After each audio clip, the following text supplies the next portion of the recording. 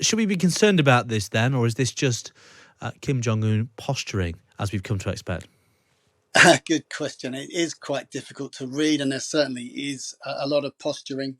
As you mentioned, he spent Friday and Saturday touring this missile and rocket factories after spending 3 days last week in them. Convened a meeting of his top military council. As you said, he fired his top general, made some more bold statements. This seems to be mostly a reaction to the US and South Korea joint military drills that will be taking place from August the 21st to the 31st.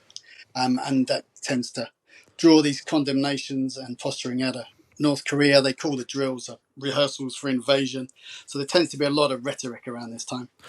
And when Kim calls for his country to show perfect military readiness for a war with who? South Korea?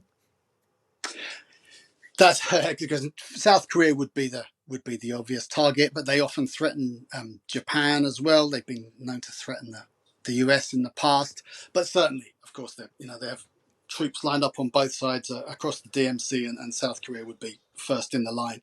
But as long as the US has got troops in the region, they certainly would be in the line of fire as well. And the backdrop to this is obviously there are annual joint exercises between the United States and South Korea, which are regular. They start next week, but also you've got the context of Japan coming in from the cold.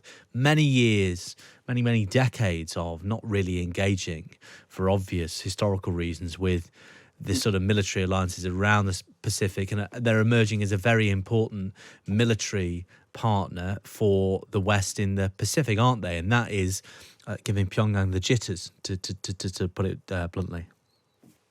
Absolutely, and the background as well to these exercises is they were actually restarted last year after a 3-year hiatus, and that was designed to improve relations between the North and South, which ultimately failed.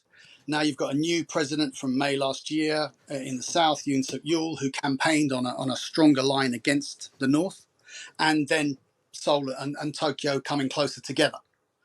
So certainly, this is putting pressure on the North. The US has played its part in pushing the two sides together in terms of Seoul and Tokyo, and there's a planned trilateral summit now beginning Friday, I believe, at Camp David in the States between the three.